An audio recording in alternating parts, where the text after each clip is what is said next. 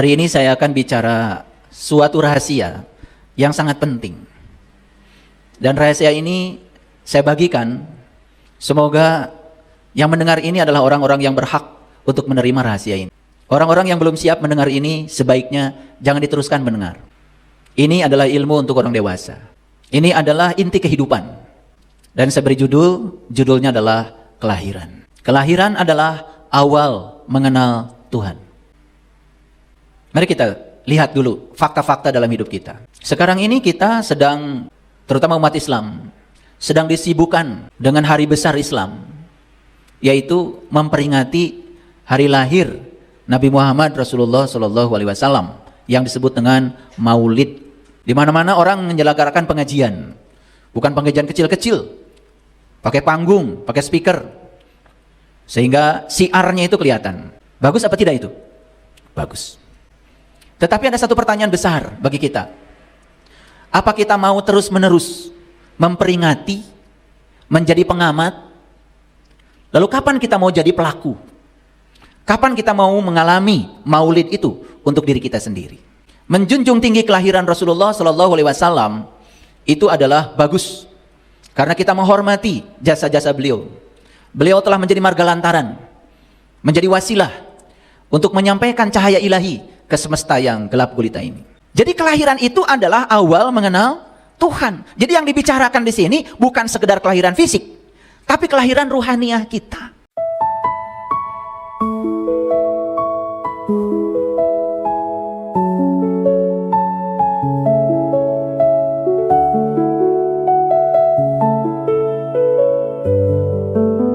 Assalamualaikum warahmatullahi wabarakatuh. Salam sejahtera untuk kita semua. Om Swastiastu, Namo Buddhaya, salam kebajikan, Sampurasun. Rahayu Sagung Dumadi. Semoga seluruh makhluk hidup di semesta ini, baik yang kelihatan maupun yang tidak kelihatan, di setiap ruang dan waktu, di semua tingkatan, senantiasa hidup berbahagia. Semoga kita semua selalu menjadi sumber cinta, sumber sukacita, sumber kedamaian, sumber berkah bagi semua makhluk dimanapun mereka berada. Dan kemanapun kita pergi, selalu kehadiran kita dirindukan oleh semuanya. Karena ciri orang yang sudah selesai dengan dirinya sendiri, ciri orang yang sudah menjadi sumber cinta, sumber rahmat, kemanapun dia pergi selalu dirindukan, baik oleh makhluk yang kelihatan maupun oleh makhluk yang tidak kelihatan. Kalau orang lain menyesali kedatangan kita, malah mensyukuri kepergian kita, jelas ada yang salah dengan hidup kita. Oleh karena itu mari kita selalu bertekad di setiap hari baru yang Allah titipkan kepada kita. Setiap kita dibangunkan setiap pagi, bertekadlah. Hari ini tidak boleh lagi ada orang lain yang terluka hatinya oleh saya. Hari ini tidak boleh lagi ada orang lain yang berkurang kebahagiaannya bertemu dengan saya. Sebisa mungkin saya harus menjadi sumber kebahagiaan bagi semua orang. Ada makanan sedikit di rumah, bawalah. Barangkali makanan di rumah tidak berguna bagi kita, masih berguna bagi yang lain. Sesederhana itu hidup. Namun kita sering mengabaikan semua hal sederhana itu karena kita terobsesi oleh ilusi-ilusi pikiran kita sendiri. Akibatnya kita sering melupakan saat ini. Padahal hidup itu di sini, saat ini, sekarang. Hidup itu adalah menjalani kehidupan. Apapun yang terjadi saat ini, nikmati, jalani. Jangan ada penolakan. Jangan ada protes lagi. Jangan berkeluh kesah. Karena tidak ada satu peristiwa pun dalam hidup yang terjadi tanpa kehadiran Allah. Cuma karena otak kita sering menilai, baik buruk, benar salah, lalu kita menjadi menendang dan mencengkram. Apa yang kita sebut suka, dicengkram habis-habisan. Sampai kita sengsara, sampai kita menderita, takut kehilangan yang kita punya. Apa yang kita tidak suka, ditendang jauh-jauh. Padahal, semakin ditendang yang kita tidak suka, semakin akan datang berulang-ulang. Itulah bodohnya kita selama ini. Kita selalu menghindar, selalu lari dari apa yang kita sebut tidak kita sukai. Padahal itu harusnya dirangkul, dirasakan, dinikmati, ambil pelajarannya. Karena itu yang akan mendewasakan kita. Untuk mencapai Allah, Allah itu ngasih isyarat. Makanya kita disesatkan dalam urusan duniawi. Bisnis bangkrut, uang yang ada ditipu orang, Bisnis apapun selalu tidak ada kemajuan. Tapi kita tidak bisa menangkap isyarat dari Allah. Padahal kata Allah, aku tutup sementara waktu semua urusan duniamu, tapi aku membukakan pintu lain buat kamu. Tapi kita tidak mau menengok ke pintu itu, karena kita lebih fokus kepada pintu yang tertutup itu. Lalu pintu yang tertutup itu disesali, dimarahi, diprotes. Padahal Allah sudah membukakan pintu lain yang jauh lebih hebat. Kata Allah, masuki pintu ini, nak, masuki pintu ini. Dan kamu nanti akan diberi berkah yang berbeda. Cara pandangmu terhadap dunia, cara pandangmu terhadap pasangan, cara pandangmu terhadap anak, cara pandangmu terhadap kehidupan. Begitu engkau sudah menemukan aku, begitu sudah menemukan kemuliaan di dalam dirimu, semua akan menjadi mulia di luar. Begitu sudah menemukan kesucian di dalam dirimu, semua yang di luar menjadi suci. Begitu kamu sudah menemukan keindahanku di dalam dirimu, semua yang kau saksikan di luar akan menjadi indah. Tapi kita tidak bisa menangkap pesan itu. Hidup seperti kebanyakan orang dalam keadaan tidak sadar, kayak robot. Orang lain melakukan ritual ini ikut, orang lain melakukan itu ikut, orang lain melakukan ini ikut. Sementara kita sama sekali tidak pernah mengerti yang kita lakukan itu apa maknanya. Lalu timbullah kesombongan, merasa diri kita sudah mencapai tingkatan tertentu. Padahal sebetulnya kita ini belum kemana-mana. Buktinya apa? Masalah kita masih itu-itu saja. Pikiran kita masih itu-itu saja. Hari baru tidak membuat kita menjadi manusia baru. Hari baru tidak membuat pikiran kita jadi baru. Hari baru tidak membuat kita memiliki sudut pandang yang baru. Seperti itu kebanyakan manusia. Hidup dalam keadaan kegelapan, ketidaksadaran. Oleh karena itu, kita bersyukur ya, hari ini kita masih diberi hari baru, dan kita coba belajar hal baru, supaya kita punya sudut pandang yang baru. Karena tidak ada ulang tahun, tidak ada. Waktu tidak bisa diulang, waktu adalah ruang yang bergerak, waktu terus bergerak. Bahkan bumi yang kita diami ini, tidak pernah diam di satu tempat. Bumi kita ini terbang terus, saking luasnya ruang kosong yang tanpa batas. Bumi yang besar ini terbang bersama galaksi-galaksi yang lain. Di ruang yang tanpa batas, dengan kekuatan ilahi yang tanpa batas, dengan energi yang tanpa batas. Cuma karena kita tidak mengerti, membiarkan semua aspek kehidupan kita berlalu tanpa pelajaran. Oleh karena itu mari kita bersyukur hari ini kita masih diberi kesempatan untuk belajar, diberi kesempatan untuk meningkatkan kualitas hidup kita, diberi kesempatan untuk meningkatkan kesadaran kita. Kita sapa juga yang di rumah, ada puluhan ribu orang yang saat ini sedang sama-sama mendengarkan di seluruh dunia. Mari kita puji Allah bersama-sama membaca hamdalah. Alhamdulillahi Rabbil Alamin. Mari kita awali kajian ini dengan menyertakan Allah, supaya kita dapat ridhonya, dapat berkahnya. Sama Allah jangan cuma ingin ridhonya, berkahnya, tetapi tidak mau Allahnya. Mari kita rasakan kehadirannya dalam diri kita saat ini. Dia adalah daya semesta yang membuat tubuh kita menjadi begitu hebat. Kita bisa melangkah, kita bisa berbicara, kita bisa mendengar, kita bisa melihat. Jantung kita masih berdetak saat ini, itu karena kehadiran Dia. Mari kita awali kajian ini bersama-sama membaca basmalah. Bismillahirrahmanirrahim. Hari ini saya akan bicara suatu rahasia yang sangat penting. Dan rahasia ini saya bagikan, semoga yang mendengar ini adalah orang-orang yang berhak untuk menerima rahasia ini. Orang-orang yang belum siap mendengar ini, sebaiknya jangan diteruskan mendengar. Ini adalah ilmu untuk orang dewasa. Ini adalah inti kehidupan. Dan saya beri judulnya adalah kelahiran. Kelahiran adalah awal mengenal Tuhan.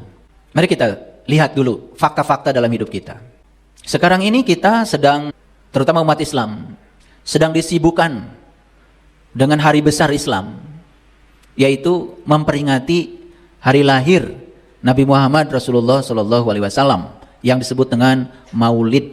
Di mana-mana orang menyelenggarakan pengajian, bukan pengajian kecil-kecil, pakai panggung, pakai speaker, sehingga siarnya itu kelihatan. Bagus apa tidak itu? Bagus. Tetapi ada satu pertanyaan besar bagi kita. Apa kita mau terus-menerus memperingati, menjadi pengamat? Lalu kapan kita mau jadi pelaku? Kapan kita mau mengalami maulid itu untuk diri kita sendiri? Menjunjung tinggi kelahiran Rasulullah SAW itu adalah bagus, karena kita menghormati jasa-jasa beliau. Beliau telah menjadi marga lantaran, menjadi wasilah untuk menyampaikan cahaya ilahi ke semesta yang gelap gulita ini. Dan saya tidak usil dengan itu bagus, silahkan, itu adalah syiar. Tetapi apakah itu akan berhenti menjadi suatu rutinitas tahunan yang tidak menghasilkan apa-apa untuk kita? Untuk diri kita, tidak menghasilkan kesadaran apa-apa untuk kita. Itulah pertanyaan. Bagus, tetapi bagus juga kalau ditingkatkan sedikit, supaya kualitas hidup kita juga berubah. Coba kita renungkan. Waktu Nabi Muhammad Rasulullah SAW lahir ke alam semesta ini, kalender Hijriah saja belum ada. Setuju ya? Kan kalender Hijriah itu dibuat setelah beliau hijrah dari Mekah ke Madinah. Mekah itu kampung, Madinah itu kota. Jadi sebetulnya secara universal, Mekah itu adalah lambang dari kampung, lambang dari keterbelakangan, lambang dari kegelapan. Sedangkan Madinah itu adalah kota, lambang dari revolusi, lambang dari perubahan, lambang dari pencerahan. Jadi hijrah dari Mekah ke Madinah itu sebetulnya adalah pindah dari kampung ke kota. Makanya di Quran surat An-Nisa ayat 66 Allah berfirman, bunuhlah dirimu dan keluarlah dari kampungmu. Kita disuruh bunuh diri dan keluar dari kampung. Itu bahasa simbolik. Bunuh diri yang dimaksud di sini tentu saja bukan menyakiti diri kita sendiri. Tapi bunuhlah segala paradigma, dogma masa lalu yang sudah tidak produktif lagi, yang membuat kamu tinggal di kampungmu terlalu lama, tinggal dalam kegelapan, tinggal dalam kegelapan pikiran, tinggal dalam penderitaan, tinggal dalam kesengsaraan hidup. Bunuh itu semua. Dan kamu harus pindah ke kota. Makanya tidak ada satu bahasa ya yang muncul di dunia ini sebagai bentuk dari kecerdasan leluhur kita. Saya sudah teliti di bahasa manapun. Di Quran ada surat Saba. Dan kalau orang Sunda, orang Jawa Barat, kalau mau pergi ke kota, kan dia bilang nyaba. Itu kata dasarnya dari kata Saba. Itu sama persis dengan yang ada di Quran, surat Saba. Itu adalah simbolisasi dari leluhur kita yang cerdas. Dan beliau mengambil itu, bahwa nyaba adalah perjalanan dari kampung ke kota. Tapi sayang kita ini hanya menerjemahkan nyaba itu betul-betul dari kampung secara fisik, secara geografis, ke kota yang secara fisik dan geografis. Tapi kita tidak menangkap pesan leluhur kita yang sebenarnya. Bahwa sebetulnya ya nyaba itu berpindah dari kampung ke kota, berpindah dari cara hidup lama yang tidak produktif, cara hidup lama yang tidak menyadarkan kita, cara hidup lama yang tidak mengubah kesadaran kita, memasuki kehidupan baru yang lebih produktif, yang lebih sadar, yang membuat kita tenang, yang membuat kita tentram, yang membuat kita bahagia. Itu sesungguhnya pesan leluhur kita. Dalam tradisi Islam disebut hijrah. Makanya setelah hijrah, keluarlah penanggalan tahun Hijriah. Setuju ya dengan saya? Saat Nabi Muhammad lahir, kalender Hijriah belum ada. Tapi kenapa kita tahu? Kok Nabi Muhammad lahir tanggal 12 Rabiul Awal? Padahal kalendernya juga belum ada. Ini fakta. Saya sebagai saintis bicara selalu dengan data. Saya tidak mau ngarang-ngarang. Karena kalau ngarang-ngarang nanti akan jadi debatable. Paham sampai sini? Oke. Jadi kalau begitu, apakah kelahiran yang kita peringati itu sekedar kelahiran tubuh? Ada pesan lain dari beliau. Ada pesan yang lebih tinggi dari sekedar itu. Saya pastikan sekelas Nabi Muhammad Rasul tidak mungkin menyampaikan sesuatu kepada kita hanya sebatas kulit luarnya saja. Ada lapisan terdalamnya yang harus kita ungkap. Apa sih Rabiul Awal itu? Rabiul Awal kan artinya awal mengenal Rabb. Rabiul Awal itu awal mengenal Rabb. Jadi sebetulnya kelahiran yang dipesankan kepada kita sebetulnya bukan kelahiran yang pertama saja, tapi kelahiran yang kedua. Karena kelahiran itu ada dua. Leluhur kita menyebutnya, kelahiran yang pertama disebut Eka Jati. Kelahiran yang kedua namanya Dwi Jati. Jadi Eka Jati dan Dwi Jati itu asli bahasanya Nusantara. Dan orang tua kita sudah mengatakan, kalau kamu ingin hidup damai, berkelimpahan, menakjubkan, maka kamu harus mengalami kelahiran yang kedua yang disebut dengan Dwi Jati. Ternyata angka 12 dalam Al-Quran banyak sekali. Nabi Musa memukul batu terpancar 12 mata air. Bukan 13, bukan 11. Lalu Allah mengangkat Bani Israel sebagai pemimpin. Lalu jumlah pemimpinnya dinyatakan di Quran 12. Pernah nggak Bapak Ibu bertanya? Ada apa di balik angka 12? Kok ada kesamaan ya? Nabi Muhammad lahir tanggal 12 Rabiul Awal. Sebelum Nabi Muhammad ada Nabi sebelumnya, namanya Nabi Isa. Yang lahir tanggal 25 bulan 12. Kok ada hubungan nih 12? Ini kalau main data ya, main data. Jadi ada apa di balik 12? Dan kenapa di Quran angka 12 diulang-ulang? Nanti saya akan tunjukkan ayat. Makanya saya bilang, ini kajian buat orang dewasa. Yang siap untuk mendengar teruskan, yang belum siap udah gak usah didengar. Yang belum butuh jangan dulu. Tetapi ini yang saya ungkap ini adalah masalah umum. Ilmu umum yang harus diketahui oleh orang kebanyakan. Oke. Jadi kelahiran itu adalah awal mengenal Tuhan. Jadi yang dibicarakan di sini bukan sekedar kelahiran fisik, tapi kelahiran ruhaniah kita. Coba. Pasti ya, setiap tahun Bapak Ibu memperingati hari ulang tahun. Betul? Niup lilin enggak?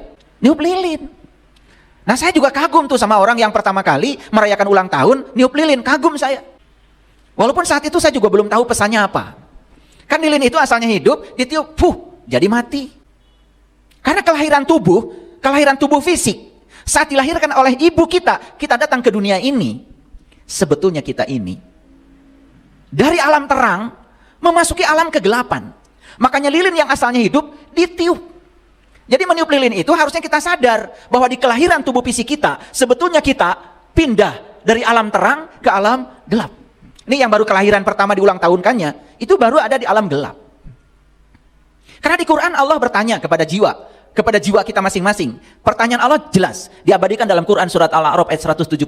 Pertanyaan Allah kan begini, Alastu birabbikum? Apakah aku ini Tuhanmu? Dan semua jiwa-jiwa saat itu di hadapan Allah mengatakan, qalu bala syahidna. Ya, aku menyaksikan. Semua jiwa-jiwa itu pernah bersaksi kepada dia. Tetapi masalahnya, begitu kita lahir ke alam dunia ini, apa yang pernah kita saksikan, semua lupa. Sampai sekarang. Bahkan ketika sholat, bingung mana yang harus kita ingat. Lupa semuanya. Akibatnya ketika sholat, pikiran kita jalan-jalan kemana-mana, gak karu-karuan. Akhirnya sholat itu membuat kita tersesat. Tersesat di pikiran kita sendiri. Tersesat di pikiran kita sendiri. Sampai ada yang lupa bacaannya. Sampai ada yang lupa rakaatnya. Itu kan tersesat di pikiran kita sendiri. Saking asiknya kita jalan-jalan. Begitu Allahu Akbar, bray. Jadi Allahu Akbar. Tapi kita tidak pernah mau jujur pada diri sendiri. Kenapa ya? Kan saya dulu mengenal Tuhan. Tapi sekarang kok saya lupa pada yang saya kenal. Pernah ada pertanyaan itu? Gak pernah ya? Hebat Bapak Ibu itu. Kok saya bertanya ya? Bertanya pada diri saya. Makanya saya paham, di kelahiran tubuh fisik kita pindah dari terang kepada gelap. Karena aslinya kita semua ini adalah makhluk cahaya. Makhluk cahaya yang ditiupkan ke dalam tubuh ini. Karena kita disuruh bekerja, berkarya, ikut mempercantik dunia yang sudah cantik ini. Maka sebaik-baiknya manusia, kata Nabi, yang bermanfaat hidup di dunianya. Yang mencipta, yang berkarya, itu sebaik-baiknya manusia. Dan selama ini kalau kita melihat orang berkarya, membuat karya, kan oleh kita malah disebut, wah itu duniawi. Kan kita menganggap yang soleh itu yang sebaliknya. Aneh. Orang yang berkarya di dunia ini malah oleh kita dipojokkan, dilecehkan. Kasihan ya, dia di dunia sibuk ngurusi dunia. Lah kita di dunia mengurusi apa? Makanya bahasa leluhur kita itu sudah luar biasa. Memayu, hayuning, bawono. Tugas kita di dunia ini makanya dikasih tubuh yang berasal dari dunia. Tubuh berasal dari makanan yang kita makan di dunia. Berasal dari tanah, dari air, dari api, dari udara. Menggabung di sini. Terintegrasi di sini. Kita dikasih tubuh yang berasal dari dunia. Karena memang kita akan dikaryakan oleh Allah. Untuk menjadi kepanjangan tangannya. Berkarya di dunia ini. Orang bikin mic, orang bikin laptop, orang bikin layar, bikin lampu, orang bikin gedung. Menurut saya, itulah orang yang berguna. Yang selama ini oleh kita dilecehkan. Seakan-akan dia sibuk ngurusi dunia. Terus yang disebut soleh oleh kita yang mana? Sudah kebalik pikiran kita. Lalu kita menjadi anti dunia. Karena kita bilang bagian kita bukan di sini. Bagian kita mah entar di sana. Lah di sini nggak kebagian, apalagi di sana. Di sana juga di mana kita nggak ngerti. Lalu kita melupakan kenyataan yang ada. Lalu kita lebih suka terjebak pada hayalan pikiran kita sendiri. Lucu apa tidak? Itulah kelucuan kita. Karena kita hidup dalam keadaan tidak sadar. Paham sampai sini? Oke. Jadi ada dua kelahiran. Satu, kelahiran tubuh fisik ini. Siapa yang melahirkannya? Yang melahirkannya adalah ayah ibu kita. Nah, ayah dan ibu itu disebut satu orang tua. Satu paket itu orang tua. Jangan dihitung dua. Dihitungnya satu. Karena kalau ayah saja, ibu saja, itu baru setengah. Kita akan terlahir karena ayah dan ibu kita berpelukan. Kalau tidak berpelukan, gak jadi. Paham sampai sini? Jadi ada dua orang tua yang harus kita hormati. Satu orang tua yang menjemput kita dari langit ke bumi. Itu adalah satu paket, namanya ayah dan ibu. Ayah setengah, ibu setengah, itu baru satu itu. Nah, orang tua kedua siapa? Orang tua kedua itu yang membantu proses kelahiran ruhaniah kita, yang mengantarkan kita dari bumi ke langit lagi, sehingga kita sadar bahwa kita adalah makhluk langit. Sadar kalau kita makhluk cahaya. Maka orang-orang yang sudah mengalami kelahiran yang kedua jadi cahaya bagi semesta. Jadi sumber cinta bagi semesta, bukan sumber onar, bukan sumber kebencian. Jadi sumber berkah bagi semua orang. Jadi ada dua orang tua. Satu orang tua yang melahirkan tubuh fisik kita, setengah dari ayah, setengah dari ibu. Ayah membawa sel namanya sperma, ibu membawa sel namanya sel telur. Bergabunglah itu di rahim. Makanya ya, hukum alam mengatakan seperti ini. Perhatikan saya. Ini hukum alam. Hewan tidak mungkin melahirkan tumbuhan. Hewan pasti akan melahirkan hewan. Setuju? Oke. Tumbuhan tidak mungkin kan melahirkan hewan. Tumbuhan hanya melahirkan tumbuhan. Setuju sampai sini? Oke. Pelan-pelan nih, pelan-pelan. Tumbuhan itu kan bermacam-macam. Ada kangkung. Kangkung, ibu bapaknya kangkung, pasti akan melahirkan anak. Namanya kangkung. Kangkung yang dilahirkannya pasti mewarisi sifat ibu bapaknya sebagai kangkung. Setuju dulu sampai sini? Ini harus pelan-pelan ngajinya. Saya jelaskan secara saintifik supaya ya lulusan mana saja bisa terima kebenaran ini. Sekarang mangga. Ibu bapaknya mangga, pasti akan melahirkan anak mangga. Setuju? Nah, anak mangga yang dilahirkan tidak akan jauh sifatnya dari sifat ibu bapaknya yang mangga. Setuju ya? Kalau mangganya golek, nggak mungkin kan tiba-tiba cengkir. Itu untuk mangga aja. Kalau anak ibu bapaknya cengkir, pasti anaknya cengkir dong. Ibu bapaknya golek, kan tidak mungkin anaknya tiba-tiba buah gedong. Karena ini sifat alam, ini hukum alam. Jadi kesimpulannya ya, begitu ada kelahiran tubuh fisik, maka tubuh fisik itu akan mewarisi kodrat fitrah yang melahirkannya. Anak saya itu kan pasti tidak akan jauh dari saya dan istri saya. Masa kayak tetangga? Nggak mungkin kan? Betul nggak? Ya, saya manusia, pasti anak saya manusia. Dan anak saya pasti mewarisi kodrat saya sebagai manusia. Jadi kesimpulannya, daging pasti akan melahirkan daging. Paham sampai sini? Oke. Sementara diri kita ini kan ada dua aspek.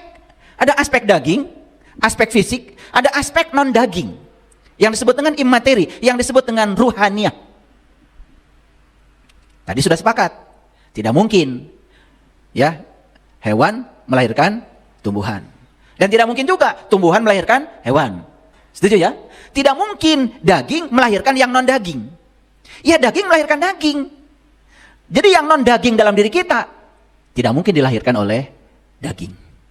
Jadi ayah ibu kita itu bertugas melahirkan tubuh fisik kita. Titik sampai di situ. Berarti kalau kita lahir baru sekali sebagai manusia, kita baru mewarisi kodrat ayah ibu kita sebagai manusia. Padahal diri sejati kita bukan tubuh. Diri sejati kita itu yang melampaui tubuh. Yang tidak kelihatan di sini. Sifatnya abadi. Tubuh itu tidak abadi. Pasti yang dilahirkan oleh tubuh yang tidak abadi juga tidak abadi. Kan pertanyaannya jadi menjurus sekarang. Oh, kalau begitu, ruhaniah saya tidak mungkin dilahirkan oleh daging. Ruhaniah saya hanya bisa dilahirkan oleh Dia, Sang Maha Ruhani. Dan itulah yang disebut dengan kelahiran yang kedua. Nah, dalam bahasa lain sering disebut dengan pencerahan. Ada kesamaan sebetulnya ya, semua tradisi agama. Kalau di Islam ada Maulid, diperingati setiap tahun bukan? Sama, sahabat kita di Nasrani juga punya yang namanya Natal, beda bahasa. Sebetulnya dua-duanya menjurus kepada kelahiran ruhaniah sebetulnya, bukan sekedar kelahiran tubuh fisik. Paham sampai di sini? Oke. Pertanyaan selanjutnya. Kalau begitu, orang tua saya berapa ya? Yang baru mengalami kelahiran yang pertama, yaitu kelahiran tubuh fisik, orang tuanya baru satu. Dan orang yang sudah mengalami kelahiran yang kedua, yaitu kelahiran ruhani, sudah mencapai pencerahan, sudah kenal jati dirinya, sudah kenal siapa Tuhannya, kenal asal usul kehidupannya, bahkan siap untuk pulang ke tempat asalnya. Berarti dia sudah mengalami kelahiran yang kedua. Siapa wasilahnya? Itulah yang di zaman dulu disebut para rasul, para nabi. Nah, di zaman sekarang istilah itu sudah selesai. Tidak dikenal lagi. Yang dikenal di zaman sekarang adalah para penerus ilmunya Rasul, ilmunya Nabi, yang disebut dengan para ulama. Jadi ulama itu siapa kalau begitu? orang yang bisa membantu kita untuk mengalami kelahiran yang kedua. Kalau tidak bisa membantu kita, bukan ulama. Awas, jangan tertipu sama casing. Casing mah sok bohong. Hati-hati ya, ini saya kasih tahu. Kalau ke kampung saya, dikasih tahu bocorannya. Di kampung saya itu luarnya aja kongguan. Hati-hati di dalam. Iya. Hati-hati aja. Kalau nggak ranginang, opak. Kalau nggak opak, kiripik. Di kampung saya begitu. Makanya yang terjebak oleh luar, pasti akan kecewa. Betul nggak? Dikiranya kongguan, karena gambarnya kan kongguan. Itu dalamnya ranginang. Karena di kampung saya beli kongguan tuh sekali aja seumur hidup. Selanjutnya kalengnya buat kiripik. Itu di kampung saya. Diingatkan aja nanti kalau pergi ke kampung saya begitu. Makanya masuk akal coba. Begitu kita lahir secara fisik, ditiup lilinnya, pup. Asalnya hidup, jadi mati. Nah, orang yang mengalami kelahiran yang kedua, berarti dia bisa menemukan orang yang membantu untuk kelahiran dia yang kedua. Dia menjadi sadar tentang dirinya. Oh, ternyata saya ini makhluk cahaya yang sedang dikaryakan di dunia. Berarti tugas saya adalah membawa cahaya ke alam semesta ini. Bukan membawa kebencian, bukan membawa kegelapan, bukan membawa perpecahan. Tapi saya harus membawa persatuan dan kesatuan dunia. Baru dirayakan kelahiran yang kedua dengan menyalakan lilin. Makanya ada lagu bagus itu dari Chrisye. Lagunya Lilin Kecil. Dan kau lilin-lilin kecil, sanggupkah kau bersinar? Begitu lilin yang sudah mati ini hidup, maka 1000 lilin yang di sampingnya bisa dihidupkan oleh lilin yang sudah hidup ini. Jadi jangan heran kalau orang yang baru mengalami kelahiran yang pertama namanya Eka Jati, belum mengalami Dwi Jati, di kehidupannya hanya membawa kegelapan dan kegelapan, membawa onar, membuat perpecahan, tidak menjadi sumber rahmat, sumber cinta, sumber sukacita, malah menjadi sumber malapetaka bagi makhluk yang lain. Usilnya luar biasa. Rumput yang sedang tumbuh saja diinjek, bunga yang indah aja dia petik. Kemanapun dia pergi membuat kerusakan. Pohon yang menjulang tinggi pun dia hantam sesuka dia. Makanya dunia ini menjadi rusak oleh orang-orang yang hanya mengalami satu kelahiran. Jadi kenapa Nabi Muhammad lahir 12 Rabiul Awal? Karena 12 itu angka simbolik. Coba Bapak Ibu baca syahadat. Asyhadu alla ilaha illallah. Allah. Wa asyhadu anna Muhammadar Rasulullah. Rasul.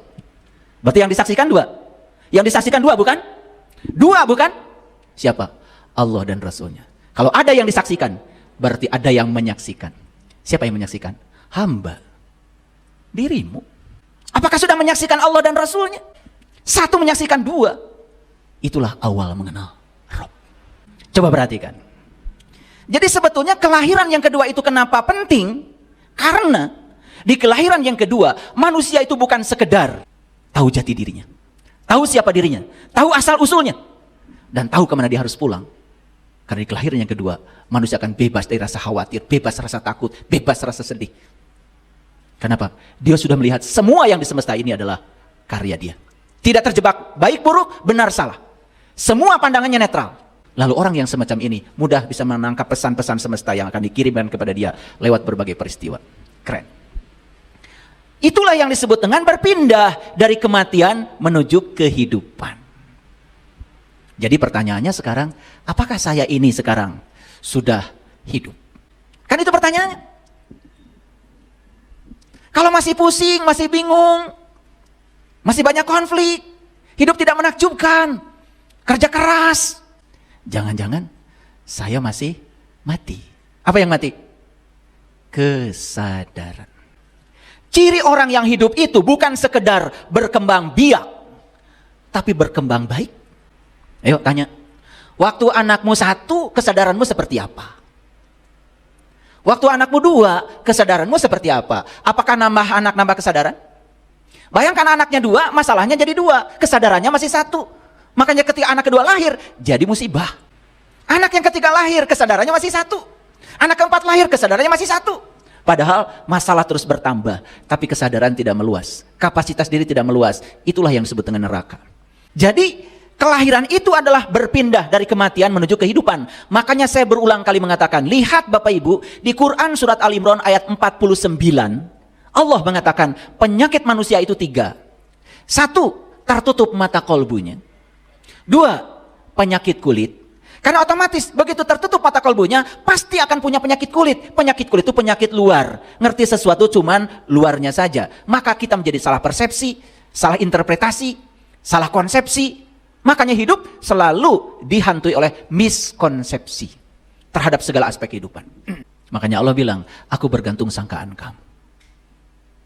Nah, untuk mengubah sangkaan kita kepada Allah, kan harus kenal sama Allahnya. Jangan-jangan semua hidup saya yang amburadul ini gara-gara saya tidak kenal dia. Lalu saya memposisikan dia seperti yang saya persepsikan. Akibatnya apa? Dia bergantung sangkaanku. Saya itu saking sayangnya ya sama umat, Bapak Ibu semuanya. Saya pikirkan gimana caranya ya supaya orang tuh banyak uang. Saya pikirkan caranya. Saya bikin pelatihan dirindukan uang. Sampai bikin itu. Nanti saya kasih tahu caranya. Saking sayangnya itu. Saya ingin semua orang sholatnya itu ingat kepada Allah. Saya bikin pelatihan sholat khusyuk. Sampai ada yang nangis habis itu. Aduh, betapa nikmatnya. Kenapa ya selama ini saya tidak merasakan sholat. Habis sholat kita cuma kewajiban. Dilaksanakan dapat surga. Kalau nggak dilaksanakan takut neraka. Dalam teori motivasi, kalau seseorang melakukan sesuatu karena reward and punishment, itu kesadaran dia masih kesadaran yang sangat rendah. Sementara kita ingin mencapai kesadaran yang tinggi, sidrah al-muntaha. Bagaimana kita bisa melepaskan dari kesadaran rendah ini? Jadi kelahiran itu berpindah dari kematian menuju kehidupan. Jangan mengira kita sudah hidup karena aktif. Karena ciri hidup itu bukan sekedar berkembang biak, tapi berkembang baik. Pertanyaannya, apakah hidup saya berkembang baik? Berkembang biak nggak usah dibicarakan. Betul? Otomatis itu mah, ya. Begitu masuk suami istri ke kamar, otomatis. Tapi pertanyaannya apakah berkembang baik? Coba silakan Bapak Ibu bikin grafik. Grafik kesabaran, grafik kebijaksanaan, grafik kearifan, grafik memaafkan. Coba bikin dari hari ke hari. Seperti apa kondisi kita? Grafikan oleh kita. Jangan-jangan grafiknya bukan linear ke atas, malah linear ke bawah. Bertambah usia, tetapi bertambah keburukannya, bukan kebaikannya. Bertambah kemelekannya, bertambah pelitnya. Padahal dulu waktu kita lahir ke dunia kan lucu. Betul? Iya. Lucu dulu waktu kita lahir ke dunia dulu. Kok sekarang kelucuan itu nggak ada lagi. Semua serius. Dulu waktu berantem dengan teman waktu kecil, sebentar berantem nangis-nangisan, sebentar sudah pelukan. Kok sekarang nggak lucu lagi ya? Urusan kecil aja sampai bertahun-tahun aja lebaran aja nggak mau ketemu. Sampai bersumpah, nanti kalau saya mati jangan sentuh. Mau mati aja bawa kebencian. Jangan sampai disentuh oleh dia. Saya tidak rela. Ya kalau mau mati, mati aja. Itu kebencian yang dibawa. Begitu luar biasa ya. Itulah kelucuan manusia kebanyakan. Dendam, kesumat. Ya. Tidak bahagia melihat orang lain senang. Itu dianggap biasa. Padahal itu penyakit itu. Penyakit yang luar biasa. Kalau kata Dul Sumbang, penyakit hati. Nempok. Aing susah, sia, meni senang. Nempok, aing senang, sia, meni susah. Nempok, aing benghar, sia, mani jangar. Nempok, aing untung, sia, jadi muyung. Coba. Orang yang kayak gitu, waduh, hidupnya tidak akan beranjak dari penderitaan. Hebat itu ya, Kang Dul itu bikin lagu keren banget. Coba perhatikan. Sahabat kita yang di Nasrani memperingati hari Natalnya pakai apa? Pohon Natal. Lihat pohon Natal, banyak lampunya? Kan lampu tuh lambang dari kota, lambang dari pencerahan. Kalau kita mau memaknai semua simbol-simbol agama, semua itu keren. Tapi kalau di sini sudah ada kebencian pada orang lain yang berbeda keyakinan kita tidak akan pernah dibukakan rahasia itu. Dalam tradisi Nasrani ada pohon Natal, padahal di Islam juga ada namanya pohon zaitun. Pohon zaitun juga ada urusan dengan kota kan? Coba baca di Quran. Watin wazaitun waturisinin wahadal baladil amin. Ada balad, ada kota juga. Ternyata di pohon zaitun ada kota. Makanya Allah bilang di Quran, aku bentangkan kebesaranku di segala ufuk. Dan yang paling penting, aku bentangkan kebesaranku pada dirimu sendiri. Dan siapa yang menemukan kebesaranku dalam dirinya, maka dia sudah menemukan kebenaran. Aduh, dari tahun ke tahun mau ngucapin Natal aja sama saudara kita yang berbeda keyakinan, ruwetnya kayak apa. Padahal membahagiakan orang itu seharusnya menjadi kewajiban kita. Itu karena kita masih gelap, belum mengerti. Yang ada di sini cuma kebencian, bukan pemahaman. 1 dan 2. Ngerti ya tadi? Masih ingat tadi? Asyhadu alla ilaha illallah wa asyhadu anna Muhammadar Rasulullah. Satunya siapa? Hamba. Duanya siapa? Allah dan Rasulnya. Sudahkah hamba menyaksikan Allah dan Rasulnya? Begitu hamba menyaksikan Allah dan Rasulnya, itulah 12 Rabiul Awal, awal mengenal Rob. Lahirlah gitu. Makanya jangan jadi seksi konsumsi terus. Bagian seksi dana aja terus. Minta sumbangan. Bagus. Saya tidak anti dengan itu. Tapi masa mau gitu-gitu aja? Tidak ada pertanyaan pada diri saya kapan ya mau maulidnya? Oke, baik kita lihat sekarang. Ini Quran surat Al-Baqarah ayat 60. A'udzubillahi minasyaitonirrajim. Bismillahirrahmanirrahim. Dan ingatlah ketika Musa memohon air untuk kaumnya. Musa memohon air untuk kaumnya. Musa siapa? Rasul. Siapa kaumnya? Bani Israel. Bani itu adalah orang, Isra itu berjalan, El itu Tuhan. Bani Israel orang yang berjalan menuju Tuhan, siapapun orang. Awas, jangan terpatri pada yang sedang terjadi di sana. Quran itu universal. Bani Israel itu orang yang berjalan menuju Tuhan, siapapun orangnya. Makanya Allah berjanji kepada Bani Israel. Ya Bani Israel, uzkuru nikmati Allah alaikum wa anni faddaltukum alal alamin. Hai orang-orang yang berjalan menuju Tuhan, siapapun Anda, aku akan unggulkan kamu dari segala umat. Wa anni faddaltukum alal alamin. Aku akan berikan keutamaan dari umat-umat yang lain. Siapa orang yang beri keunggulan oleh Allah? Siapapun yang mau berjalan menuju Allah, pasti unggul. Dalam tradisinya, Eyang Prabu Siliwangi disebut Maung. Manusia unggul. Makanya manusia unggul, cirinya apa? Cirinya 2. 1, dia punya kujang. Kukuh karena janji. 2, mewarisi sifat ulas asih. Silih asah, silih asih, silih asuh, silih wawangi. Wih, keren ajaran leluhur kita ya. Dan ajaran Islam yang dibawa Nabi Muhammad, sebetulnya intisarinya itu. Sama dengan yang diajarkan oleh leluhur kita. Tidak ada yang berlawanan. Cuma kita tidak mau menghormati leluhur kita sendiri. Jadi apa yang diminta oleh Musa? Musa memohon air untuk kaumnya. Apa sih air? Selama ini kita tahu airnya ya ini air. Itu betul, air ini dibutuhkan secara fisik. Tetapi Quran itu bukan cerita kelahiran fisik. Quran itu berbicara kelahiran ruhani. Air yang dimaksud di sini sebetulnya bukan air ini. Air yang bisa membuat kita dari mati menjadi hidup. Itu yang disebut dengan ma'ul hayat, air kehidupan. Dan air kehidupan kalau dibaca dalam kitab-kitab dalam tradisi Islam, itu yang disebut dengan nurun ala nurin. Cahaya di atas cahaya. Karena apa? Semua kehidupan ini digerakkan oleh dia. Dan ternyata semua materi berasal dari energi. Dan cahaya itu adalah energi. Tetapi bukan cahaya biasa. Cahaya yang tidak pernah disentuh api. Walau lam tamsas sunar nurun ala nurin. Yahdillahu linurihi mayyasha. Maka beruntunglah orang yang telah ditunjuki Allah kepada cahayanya. Itu yang disebut dengan ma'ul hayat. Musa bukan meminta air fisik. Musa itu meminta air kehidupan. Untuk kelahiran yang kedua. Kelahiran ruhani. Untuk kelahiran yang mengalami pencerahan. Apa yang terjadi di sini? Lalu Tuhan berfirman. Apa kata Tuhan? Pukullah batu itu dengan tongkatmu. Lalu memancarlah daripadanya 12 mata air. Luar biasa Quran. Ketemu lagi angka 12? Iya. Mana batu? Mana batu? Batu itu sifatnya keras. Batu ini adalah simbolisasi dari kekerasan pribadimu. Kekakuan dirimu. Itu yang disebut dengan kekerasan hati, kekerasan jiwa. Bayangkan. Lihat saya semuanya. Begitu pengen marah, marah. Begitu kesal, melampiaskan kekesalannya. Dan kita terus memberikan nutrisi kepada diri ini. Apa yang terjadi? Makin lama, jiwamu yang lembut itu terus membatu. Maka itu harus dipukul dengan tongkat. Tongkat itu simbolisasi dari apa? Kalau memukul pakai tangan enggak? Pakai tangan enggak? Pakai tangan. Pukul dengan tongkatmu. Pukul dengan kekuasaanmu, pukul dengan keinginan, pukul dengan tangan.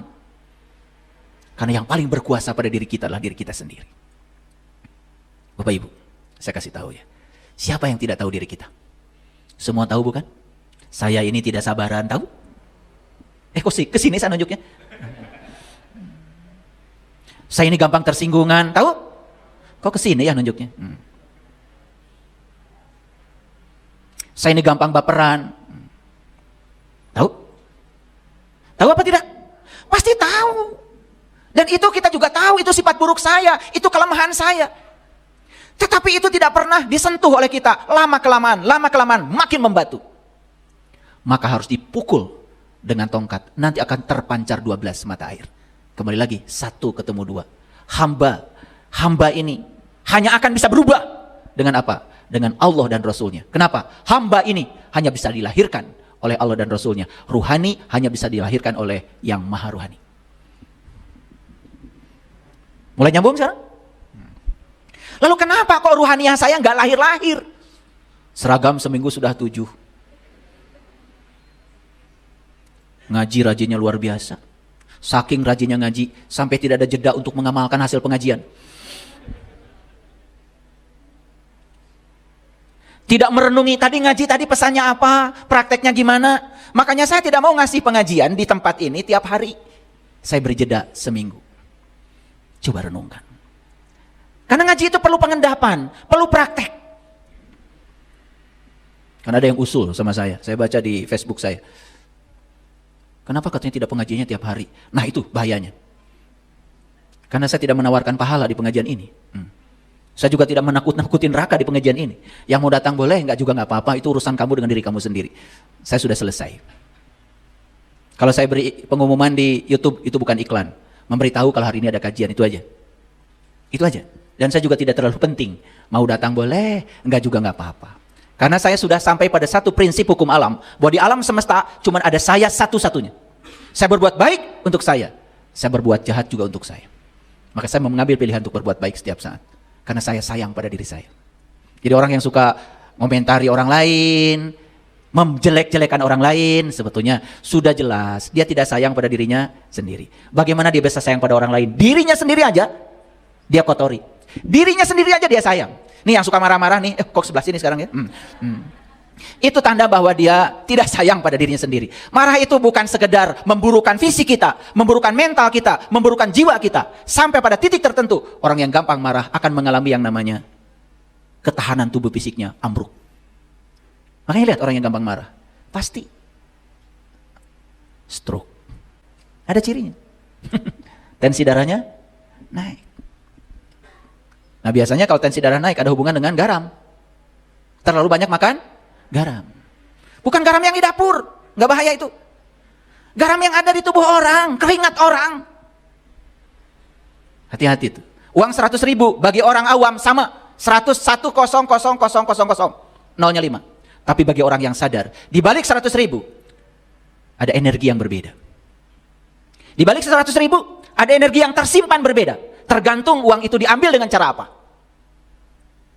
Makanya Einstein mengatakan, di balik materi ada energi, tergantung C-nya, C kuadratnya, cahaya di atas cahaya. Makanya orang yang sudah tahu jati dirinya, yang sudah tahu cahaya di atas cahaya, yang sudah mengalami kelahiran yang kedua, gak mungkin korupsi. Korupsi yang dilakukan oleh mereka yang belum hidup, belum mengalami kelahiran. Jadi Musa minta apa buat kaumnya? Minta air. Air itu lambang dari kelembutan, kesejukan, kekuatan, fleksibilitas. Air dimasukkan ke botol jadi botol. Air masukkan ke gelas jadi gelas, tergantung tempatnya. Air itu mengajarkan fleksibilitas, mengajarkan kemampuan adaptasi yang luar biasa. Makanya orang yang sudah tinggi ilmunya, adaptif terhadap segala situasi. Gak usilan, gak baperan, dia bisa menerima semua orang apa adanya. Makanya dia damai. Udah selesai dengan dirinya sendiri. Pertanyaan, kapan Bapak Ibu mau memukul batu itu dengan tongkat? Kapan? Supaya terpancar 12 mata air. Kalau sudah terpancar 12 mata air, Allah, Rasul, dan hamba sudah gumulung manunggal. Menjadi satu kesatuan. Solatnya doim. Tidak bergantung pada waktu lagi. Solatnya sepanjang waktu. Bapak Ibu, semua orang kalau lagi solat, Salat duhur 4 rakaat. Kan gak ada sedang ngomongin orang. Ada gak orang lagi salat ngomongin orang? Ada gak orang lagi salat korupsi? Ada gak orang lagi salat merugikan orang lain? Enggak, ke salat mah. Semua dilakukan itu setelah selesai salat. Jadi kalau salat melakukan itu lagi, salat melakukan itu ke salat. Karena kata Quran surat Al-Ma'arij, Mi'raj. Salat itu harus dilakukan terus menerus. Itu kata Quran itu. Salat itu harus dilakukan terus menerus. Dan kalau salat yang dimaksud adalah salat yang pakai gerakan-gerakan itu, masa mau terus menerus melakukan itu? Suami minta ditemenin, maaf, lagi salat. Anak pulang ke rumah lapar, maaf, ibu lagi salat. Tapi kalau sholat yang hakikat, mengingat Allah karena sudah menunggal antara hamba dengan Allah dan Rasulnya, masak, ingat Allah. Maka masaknya menjadi enak. Walaupun yang dimasak cuma pindang, daging, ikan, enak.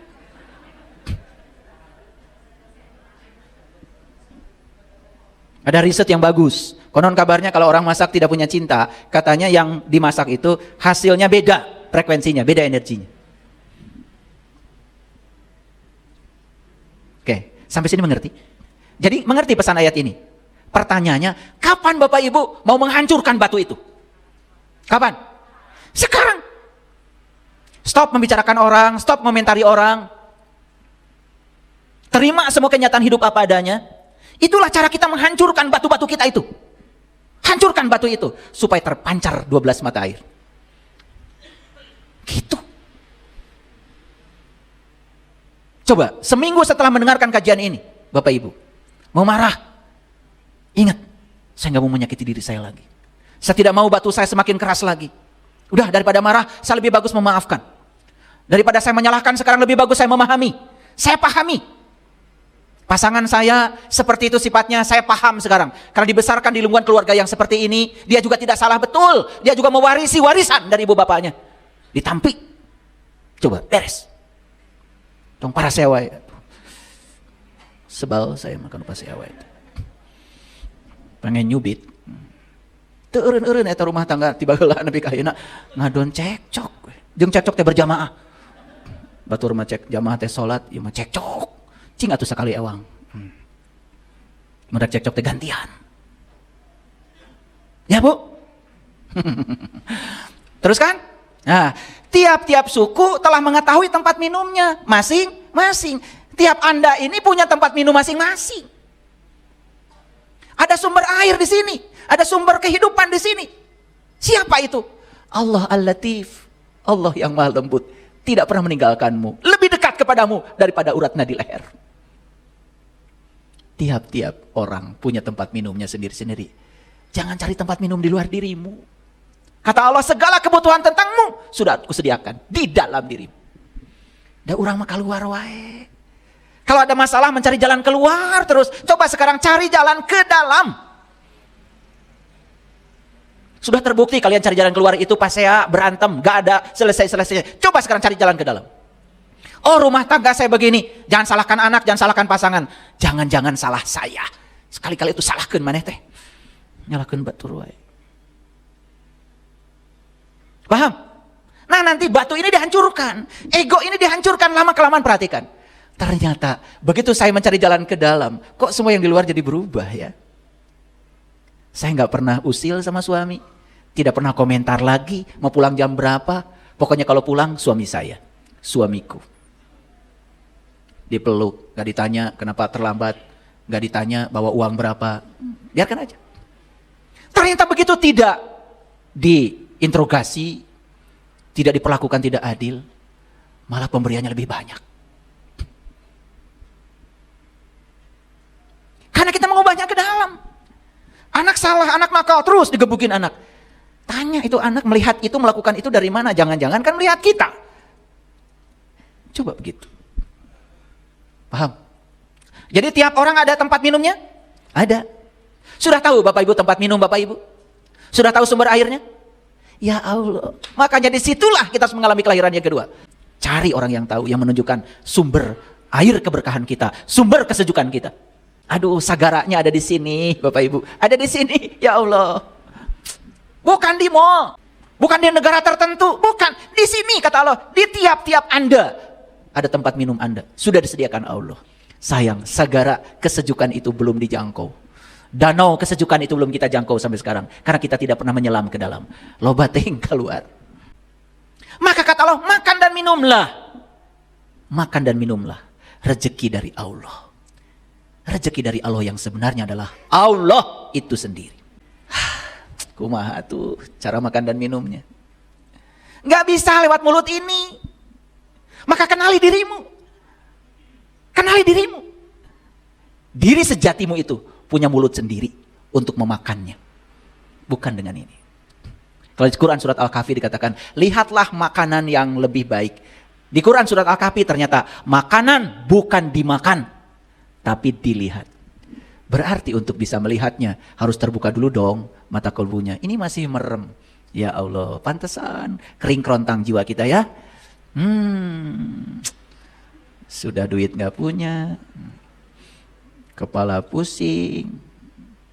Aduh, hidup jadi neraka terus tiap hari ya. Paham sampai di sini?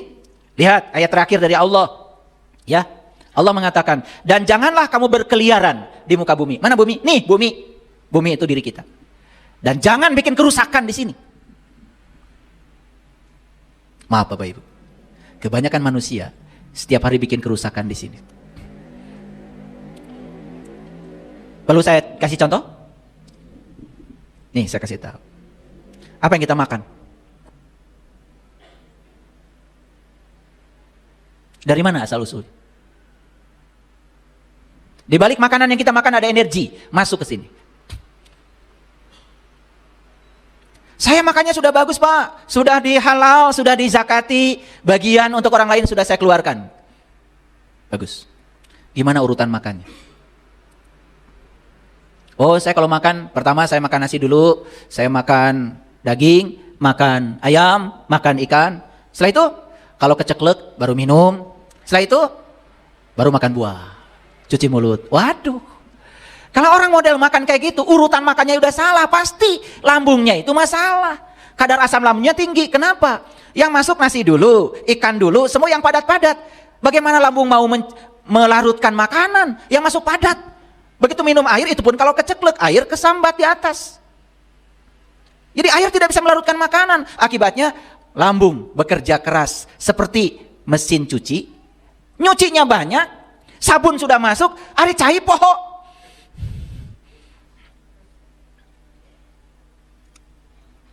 Rusak lambungnya, luka. Makanya penyakitnya apa?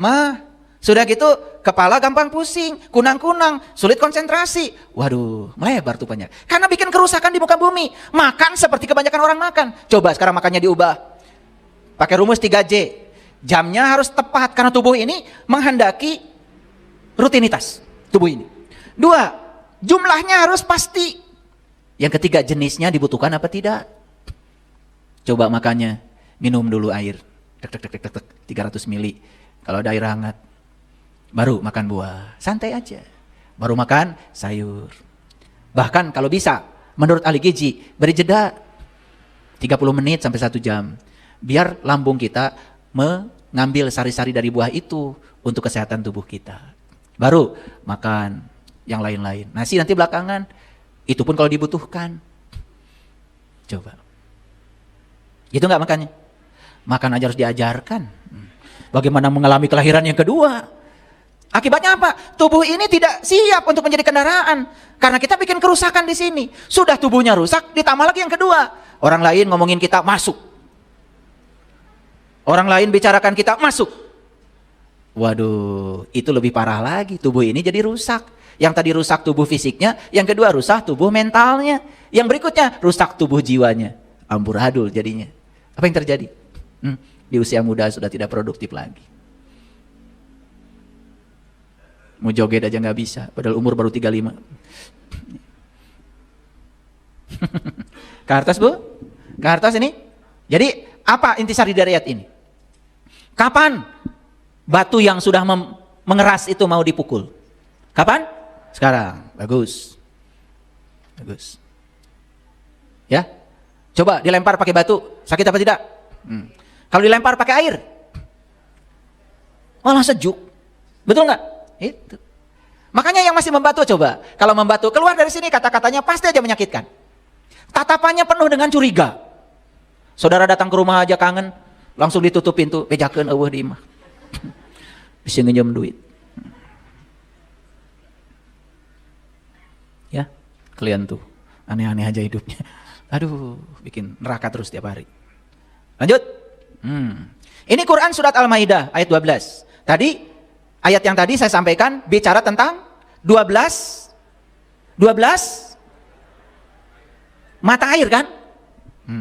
Kalau sudah muncul 12 mata airnya di sini, aduh, orang yang kayak gitu. Lembut, bijaksana. Keun we can aya mah tuh tong demutan. Abdi mah teu nabutkeun.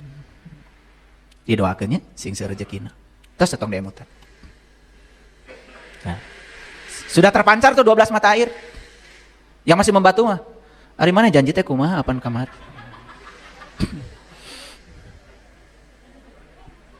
Hayang dilaporkan ke polisi. Orang kayak gitu. Aduh, gak dirindukan. Manuk itu hayang papanggih jeung jelema kitu.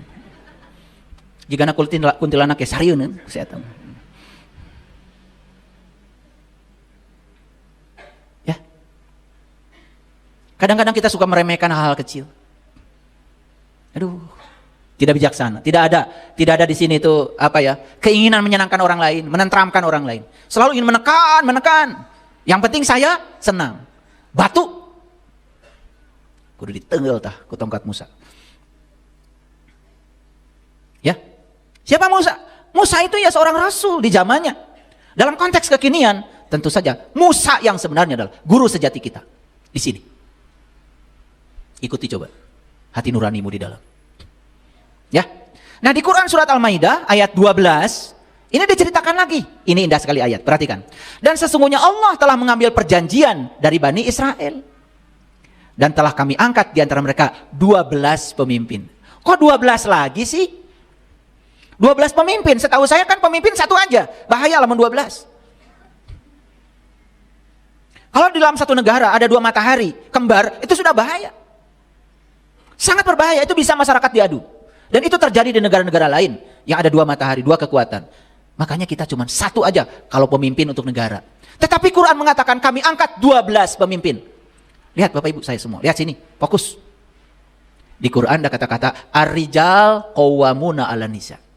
Laki-laki itu pemimpinnya dari wanita. Laki-laki itu siapa? Laki-laki itu ruhani. Wanita siapa? Wanita itu jasmani. Orang yang ruhaninya sudah waras, sudah mengalami kelahiran yang kedua, pasti akan bisa memimpin tubuhnya, memimpin jasmaninya. Gak mungkin bikin kerusakan di muka bumi ini lagi. Teh nyeri hatean, tidak baperan, karena takut bikin kerusakan di muka bumi ini. Itu. Nah, kenapa di sini ada 12 pemimpin? Ulangi lagi. Laki-laki pemimpin wanita. Laki-laki hakikatnya apa? Rohani. Wanita hakikatnya apa? Jasmani. Betul nggak kita berpasangan, Ibu? Sejak dari diciptakan oleh Allah tuh kita sudah berpasangan. Da urang mah pasangan teh teu oleh caroge we jeung bojo. Itu mah pilihan. Pasangan itu mutlak. Ada di sini. Kita ini sudah berpasangan sejak diciptakan oleh Allah. Ada ruhaninya, ada jasmaninya. Nah, ruhani ini baru jadi pemimpin bagi jasmani kalau ruhani itu sudah terlahir. Maka di Quran dikatakan laqad kafaral ladzina qalu innallaha salisu salasa. Maka berbicara tentang ruhani harus 3. Kan syahadat juga tadi 3. Ada Allah, ada Rasul, ada hamba. Paham? Kalau 1 sudah ketemu 2, maka ruhani kita akan gagah perkasa, jadi pemimpin. Lihat orang-orang yang ruhaninya sudah hidup. Dia bisa mengendalikan dirinya. Gak ada kemarahan lagi. Kira-kira kalau hidup begitu enak gak? Iya, capai. Kapan? Gitu. Pengen nyubit saya tuh sama kalian tuh. Pernah baca ayat ini? Pernah. Entah berapa kali kalian baca ayat ini. Tiap Ramadan pasti baca, bukan?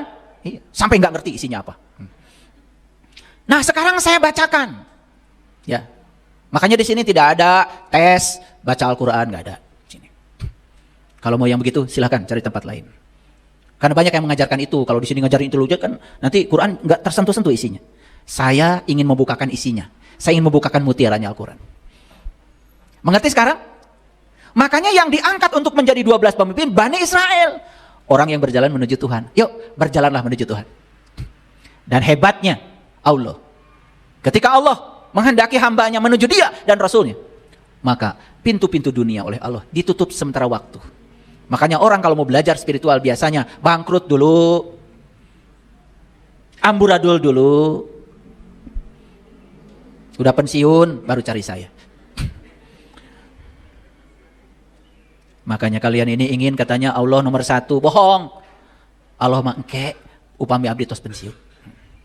Abdi mah ngaos tengke pami tos pensiun, menjong Jon. Begitu udah pensiun, apa yang terjadi? Duit geus teu boga. Awak geus reyod. Pendengaran sudah mulai budak. Mata kunang-kunang. Cenah ge geus pensiun, rek diajar ngaji. Ari geus pensiun teh, atuh da abdi mah tos sepuh. Balik ke mana-mana teh cara rangke. Tuh, modar.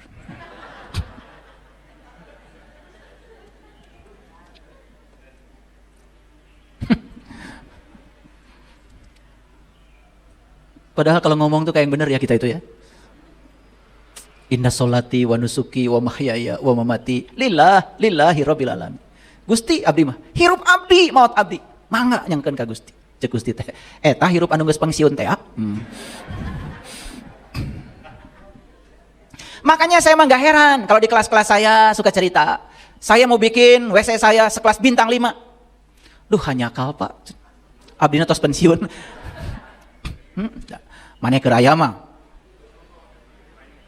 ingat-ingat acan henteu ya gitu. Makanya di Quran jelas manusia itu dikatakan innal insana khuliqa halua idza masau syarru zazua wa idal masal khairul manwa illal musallin. Sesungguhnya manusia itu bersifat pelit dan keluh kesah.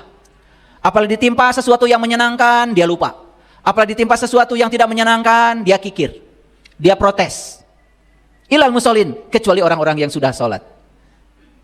Kan timbul pertanyaan, kenapa ya saya udah sholat masih kayak gitu? Kumaha tah sholatna? Sok, makanya perbaiki. Jadi maulid dengan mi'rajnya Nabi Muhammad itu sebetulnya itu identik. Karena maulid dan mi'raj itu sama-sama kelahiran sebetulnya. Itu kelahiran ruhaniah. Saat dimana Nabi Muhammad awal mengenal Tuhan. 12 Rabiul Awal. Ini baru dibukakan luarnya ya, dalamnya mah belum. Enak aja. Dalamnya harus praktek langsung. Ya, ini baru teorinya itu. Supaya Bapak Ibu tahu, oh geningan ayat-ayatnya gitu. Ya, ada yang baru tahu kalau di Quran ada angka 12? Baru tahu hari ini? Alhamdulillah tuh hari ini gitu ya, jadi tahu. Lihat ayat ini. Setelah diangkat 12 pemimpin tadi, berarti ruhaninya sudah mengalami kelahiran. Kenapa? Ruhaninya sudah dilahirkan oleh Sang Maha sudah mewarisi kodrat ilahi. Awas, perhatikan saya. Makanya Nabi Muhammad disebut tahaluk bi ahlakillah. Kenapa? Karena akhlaknya Nabi itu adalah akhlaknya Allah. Kenapa? Sudah menyerap kodrat ilahi. Kenapa menyerap kodrat ilahi? Karena beliau sudah mengalami kelahiran yang kedua. Di kelahiran yang kedua, yang melahirkan bukanlah tubuh. Yang melahirkan adalah dia yang maha ruhani. Itu yang namanya hidayah. Oh yang Bapak Ibu, kayak hidayah. Terang hidayah tenaun. Tuh. Hoyong cenanya. Ari taros hidayah tenaun. Teuing da cek batur oge alus cenah hidayah teh. Dah Masjid Abdi ge eta namina Al Hidayah. Hidayah itu bahasa Arab dari kata hudan. Hidayah itu Al Hidayah berarti petunjuk. Nyata bungkelekan aya barangna Al Hidayah. Gitu. Nah, bagaimana caranya supaya kita dapat hidayah? Kata Allah, sederhana. Sederhana kata Allah. Alladzina yastami'una al-qaul fayattabi'una ahsanahu ulaika hadahumullah ulaika hum ulul albab. Kalau kamu ingin dapat hidayah, kata Allah, gunakan telingamu untuk mendengar. Itu kata Quran. Urutan dapat hidayah itu pertama, gunakan telingamu untuk mendengar. Alladzina yastami'una al-qaul. Dengarkan perkataan dari siapapun, dengarkan. Setelah mendengarkan berikutnya fayattabi'una ahsanahu. Kalau perkataan yang disampaikan itu baik, ikuti. Kalau masuk akal, ikuti. Percuma Bapak Ibu dengar saya bicara seperti ini kalau nggak diikuti. Percuma kalau cuma mendengar, masih jauh dari hidayah. Karena urutan hidayah pertama mendengar, yang kedua mengikuti. Fayattabi'una ahsanahu. Ulaika hadahumullah. Baru yang ketiga kamu akan dapat hidayah. Jadi hidayah tidak bisa disampaikan tanpa upaya kita. Jadi hidayah itu mendengar, mengikuti. Jadi Bapak Ibu, setelah hadir di sini, ini baru gerbang hidayah, mendengar. Berikutnya apa? Fayattabi'una ahsanahu. Ikuti. Baru berikutnya dapat hidayah. Apakah itu selesai? Belum. Puncaknya hidayah adalah ulaika hum ulul albab. Kalian harus jadi ulul albab. Siapa ulul albab? Allazina yazkurunallaha qiyaman wa qu'udan wa ala junubihim. Orang yang bisa mengingat Allah, berdiri, duduk dan berbaring. Jadi ternyata puncaknya hidayah itu ingat kepada Allah. Ya Allah, eling lan waspodo. Itu leluhur kita ngajarkan itu. Keren ya leluhur kita. Ajaran Nusantara itu eling lan waspodo. Wah, keren. Ajaran Qur'annya ulul albab. Ulu itu hanya pemilik. Albab itu dari kata lub. Lub itu kalbu. Jadi ulul albab bahasa lainnya adalah ahlul bait. Apa ahlul bait? Ahlul bait itu orang yang setiap saat dia merasa bersama dengan Allah. Wah, kalau sudah begitu Ibu Bapak, hidup itu penuh sukacita.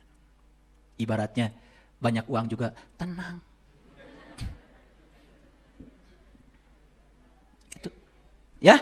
Baik. Nah, apa yang disampaikan oleh Allah? Ini pesan Allahnya, tangkap. Satu. Dengarkan ini. Apa kata Allah? Sesungguhnya aku beserta kamu. Aduh, saya kalau baca ayat ini ya udah selesai. Saya nggak perlu baca ayat yang lain lagi.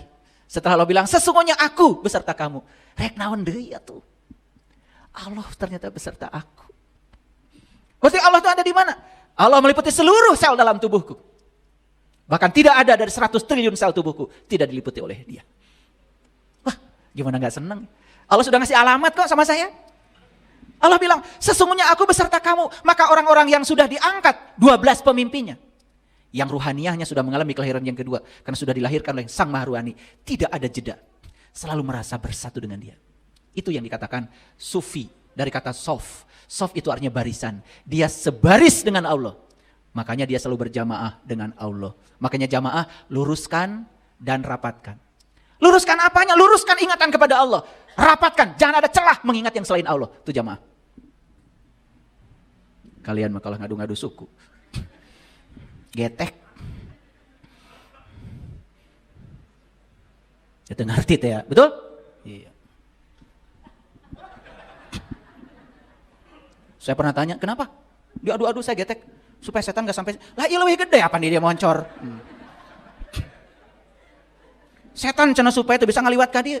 Ari setan orang mana makanya ngaliwat ka dia? Kan setan mau orang dia. Setan tuh di sini. Pikiran gelapmu tuh. Pikiran yang tidak dikendalikan oleh kesadaranmu. Diri palsumu, egomu, itu setan. Yang suka berbisik. Berbisik memual jauh. Yuwaswisu fi sudur, yang suka membisikkan kesadaranmu. Yang suka bikin kamu kadang sadar, kadang teu tah eta. Ngaca geura. Bungkelkan setan teh. Ya. Tuh sareuri ayeuna oge.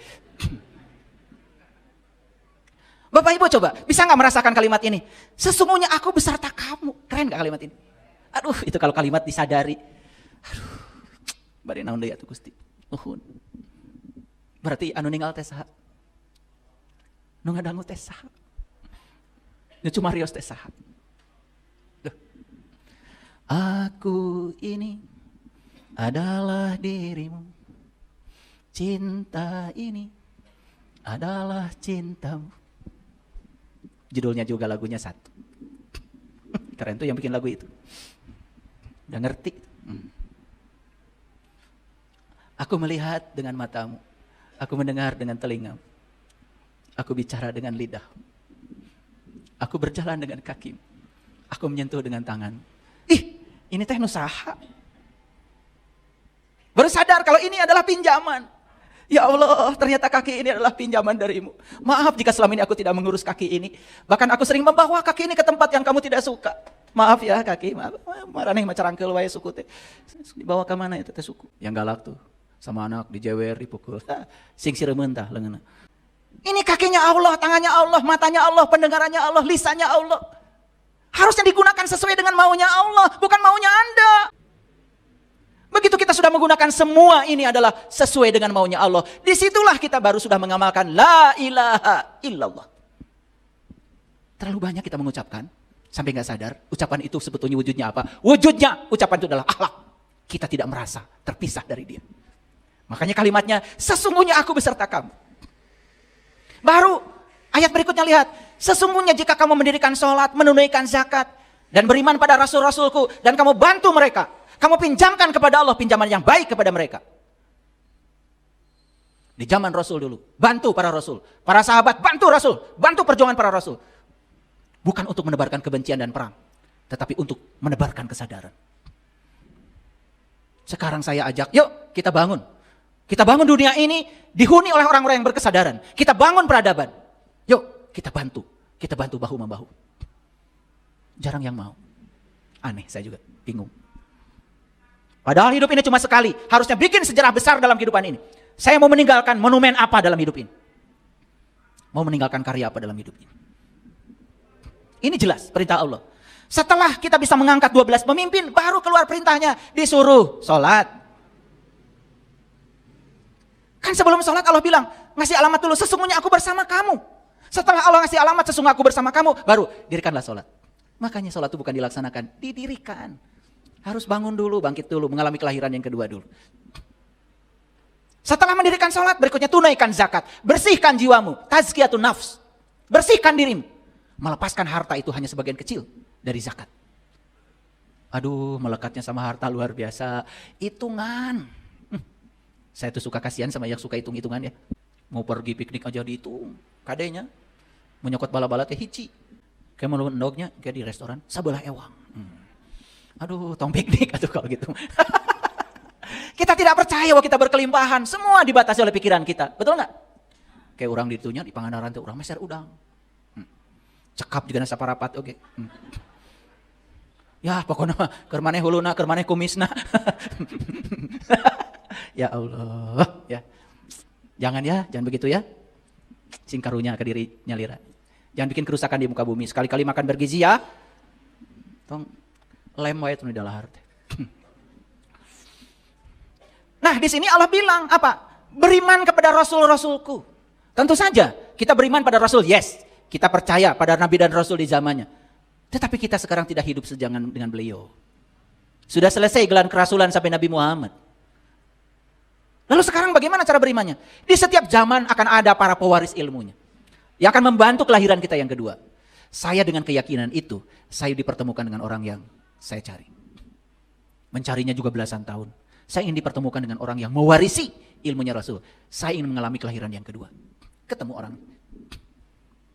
Karena sudah janji Allah di Quran.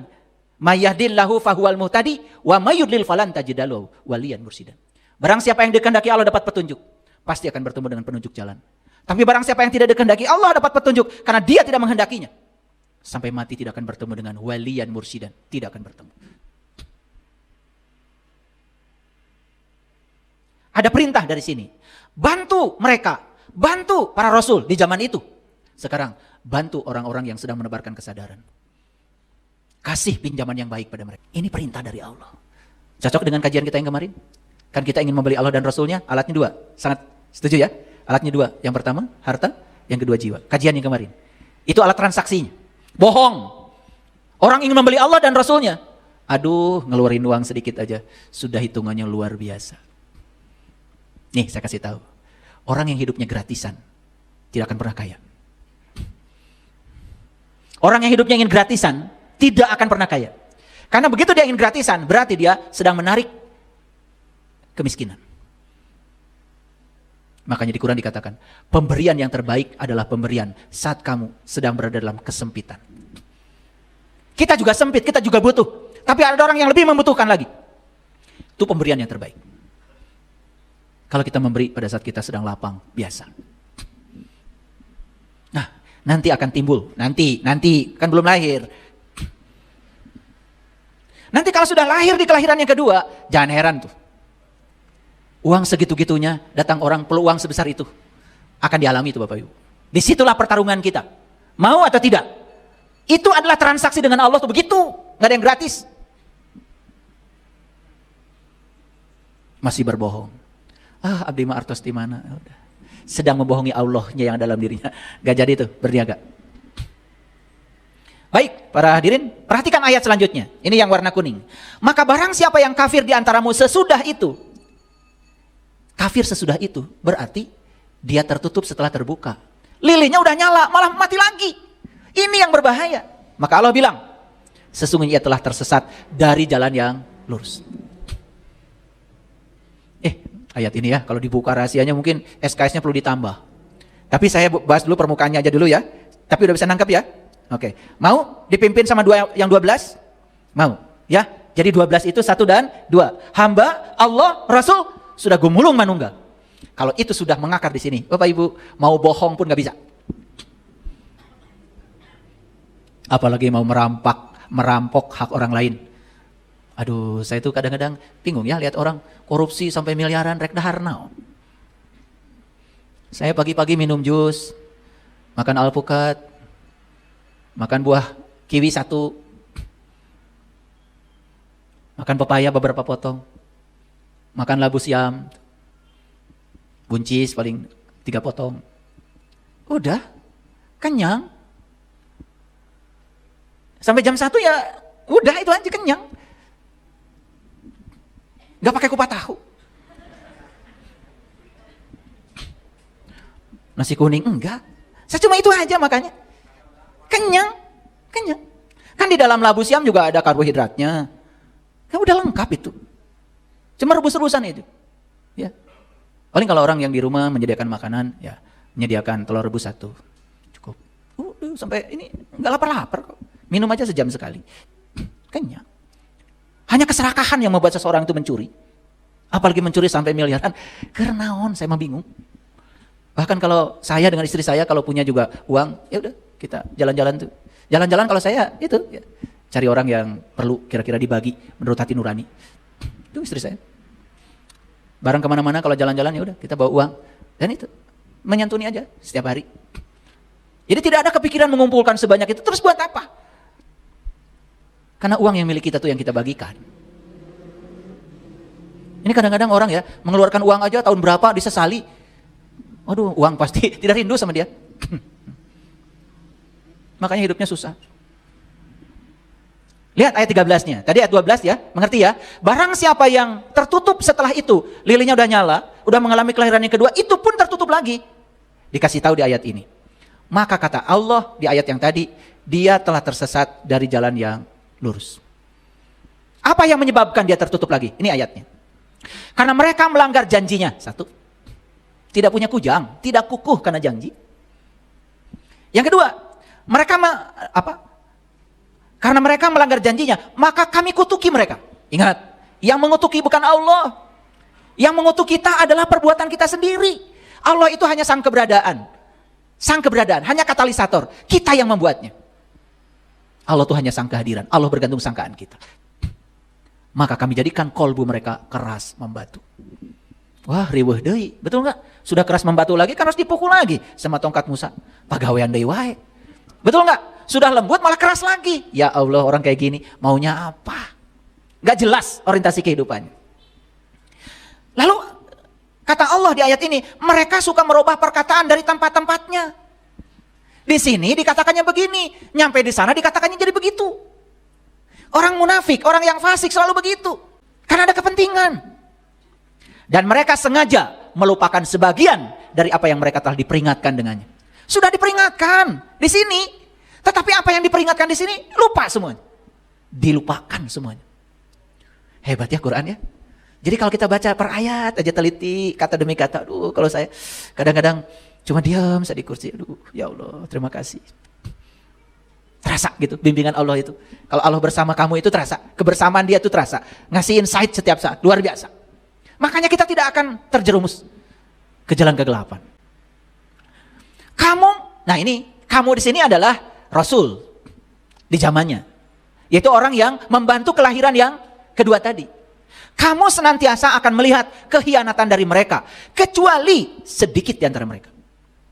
Jadi, yang berkhianat pada Rasul di zamannya, itu ternyata jauh lebih banyak daripada yang mengikuti beliau dengan sungguh-sungguh. Jadi, di setiap zaman, orang yang berkhianat akan lebih banyak. Yang amanah itu sedikit. Maka di Quran dikatakan sullatu minal awalin wa qalilu minal akhirin. Awalnya mah seueur banyak, tapi nanti itu kan tersaring hanya sedikit. Mau masuk kelompok yang sedikit? Ya. Itu saringannya juga luar biasa. Siapa yang menyaring? Alam semesta sudah punya RAM-nya untuk menyaringnya. Yang ini lolos, yang ini enggak lolos, sudah punya. Coba kalau tukang aduk nyaring pasir, biasanya pasir yang besar-besar dulu keluarnya kasar. Tapi kalau sudah saringan yang kecil, yang besar-besar enggak lolos. Yang lolos hanya yang lembut-lembut aja. Ini yang masih keras, enggak bisa. Masuknya berangkal itu. Dan berangkal alamatnya di mana? Ditimbun berangkal. Tidak jadi rumah bagus kalau berangkal. Karena yang jadi rumah bagus itu yang lembut-lembut aja. Nah sama ternyata di perjalanan spiritual pun seperti itu. Yang keras-keras tidak akan tersaring. Yang lembut-lembut baru tersaring. Aduh kelihatan ya, kelihatan. Saya tuh kadang-kadang suka cinta kasih saya yang luar biasa nih kepada semua orang. Saya kalau lihat orang yang begitu tuh bukan benci, bukan dendam. Kasihan. Kasihan. Kasihan. Ya. Jadi menurut Quran yang berkhianat lebih banyak.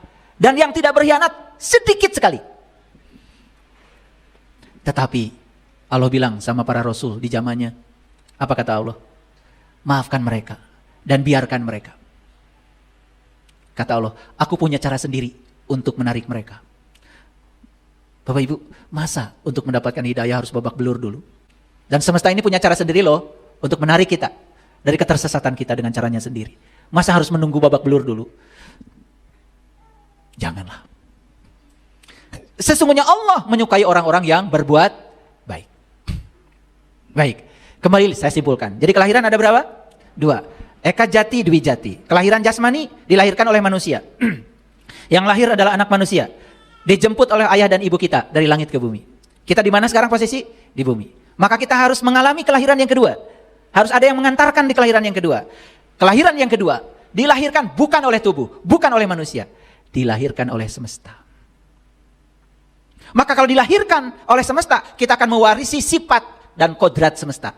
Itu yang disebut dalam bahasa Quran sibgot Allah. Dicelup oleh celupan Allah. Wah, jadi sebetulnya di kelahiran yang kedua ini bukan meneruskan hidup yang lama, bukan. Diganti dengan yang baru. Oleh karena itu, ada 2 istilah yang perlu Bapak Ibu pahami. Ada reformasi, ada regenerasi. Kalau reformasi, reform, berarti kan dibentuk ulang. Berarti yang lamanya masih ada. Kayak bikin rumah itu. Rumah lama direnovasi, jadi rumah baru itu reformasi. Yang lamanya masih dibawa-bawa. Kelahiran yang kedua bukan reformasi, tapi regenerasi. Diganti kita dengan diri yang baru. Makanya kalau regenerasi diganti. Kayak kepemimpinan diganti. Berarti yang lamanya kan dibuang, diganti dengan yang baru. Itu namanya regenerasi, bukan reformasi. Lalu apa bedanya? Reformasi adalah pekerjaan manusia. Sedang kelahiran kembali adalah pekerjaannya Tuhan. Dan kapan Tuhan bekerja? Kalau kita sudah berkeinginan untuk lahir kembali. Baru Allah akan bekerja. Maka di Quran dikatakan, man kana yarju liqa Allah fa inna ajalallahu la'aj. Barang siapa yang berharap jumpa dengan Allah, maka waktu yang dijanjikan pasti datang. Quran surat Al-Ankabut ayat 5. Silakan dibaca di rumah ya, takut saya bohong. Reformasi menghilangkan kejahatan dari sifat lama. Itu reformasi. Makanya susah kan? Coba ngaji udah kemana-mana, tapi nggak berubah-ubah. Kok sifat lama muncul lagi? Itu reformasi. Tapi kalau regenerasi, tidak ada kaitan dengan sifat lama. Kenapa? Regenerasi adalah pemberian kembali sifat baru. Jadi bukan mengubah sifat lama menjadi baru, tapi sifat lamanya diganti dengan sifat baru. Regenerasi itu justru pemberian sifat-sifat baru. Beda kan Bapak Ibu? Reformasi adalah upaya memperoleh keselamatan melalui usaha kita sendiri. Sedangkan regenerasi adalah karunia Allah yang Maha Pengasih. Makanya jangan heran ya, begitu seseorang dapat hidayah, berubahnya total. Bapak Ibu, hijrah itu bukan kemarin bajunya begini, sekarang bajunya begitu. Belum hijrah, kita mau ganti baju. Hijrah itu regenerasi. Ganti baju mah reformasi. Dan sifatnya aya kene. Coba. Beda nggak? Ular dengan ulat? Beda. Ular itu ganti kulit. Tapi begitu sudah ganti kulit, kan ngaranna ge anger. Orai. Belangnya sama? Sama. Jalannya sama. Sama, ngarayap kene. Apakah berubah itu? Bisa yang keluar dari mulutnya? Enggak. Kebiasaan matuknya masih ada? Masih. Nah, ganti kulit ala ular, itu namanya reformasi. Makanya kalau negara kita mau berubah, harus regenerasi. Salah judulnya reformasi. Jadi nu baheula teh ngari wae. Sifat-sifat lama tetap ada, itu reformasi. Harusnya regenerasi, diganti.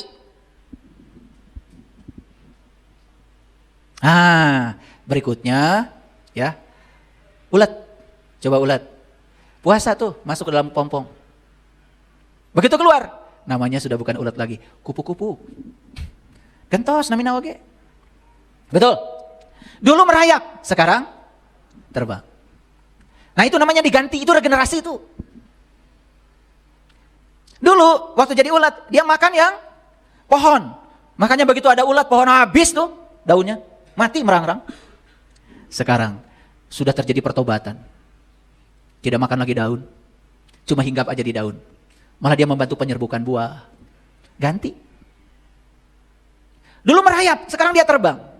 Dulu menjijikan, sekarang lucu. Dulu waktu sedang jadi ulat, gak ada pencipta lagu ulat-ulat yang lucu. Setelah jadi kupu-kupu, kemudian ada orang yang ingin menciptakan lagu, judulnya kupu-kupu yang lucu. Lucu. Regenerasi itu melahirkan kelucuan. Makanya banyak sekali di komunitas saya bilang sama saya, kok saya merasa baru? Terus saya yang lama di mana? Saya bilang, Anda sudah mengalami regenerasi. No reformasi. Tetapi syaratnya, reformasi itu eksternal, akibat dorongan pihak luar. Tapi kalau regenerasi itu internal, dibutuhkan kesungguhan dari dirimu sendiri untuk berubah. Reformasi membuka lembaran baru. Sedangkan regenerasi itu adalah awal dari kehidupan baru. Kan dia jadi baru, mengawali kehidupan baru. Robiul awal, awal mengenal Rob. Reformasi kadang-kadang membosankan, berlarut-larut. Regenerasi tuntas, tuntas, tidak berlarut-larut. Makanya kenapa ya Sayyidina Umar, Sayyidina Abu Bakar, Sayyidina Utsman, Sayyidina Ali begitu ketemu Rasul berubah total, bukan? Sifat-sifat lamanya hilang. Karena dia bukan yang lama lagi. Karena dia mengalami regenerasi. Hadirin, kelahiran yang kedua itu akan menciptakan generasi baru. Regenerasi, bukan reformasi. Keren gak kalau begitu? Wah, keren ya. Makanya saya berusaha untuk menjelaskan ini hari ini. Saya hadiahkan buat Bapak Ibu semua, baik yang hadir di masjid ini maupun yang sedang sama-sama menyimak lewat media sosial. Saya doakan semuanya saya doakan, semoga Bapak Ibu semuanya mengalami regenerasi, mengalami dwi jati, mengalami kelahiran yang kedua. Sehingga kita bisa memancarkan 12 mata air. Kalau sudah terpancar 12 mata air di sini, mata air kesejukan, mata air kelembutan, mata air kebijaksanaan, mata air cinta. Hadiah dari cinta cuma satu, dicintai. Hadiah dari cinta cuma satu, dicintai. Paham sekarang? Jadi kelahiran adalah awal mengenal Tuhan. Terima kasih. Assalamualaikum warahmatullahi wabarakatuh.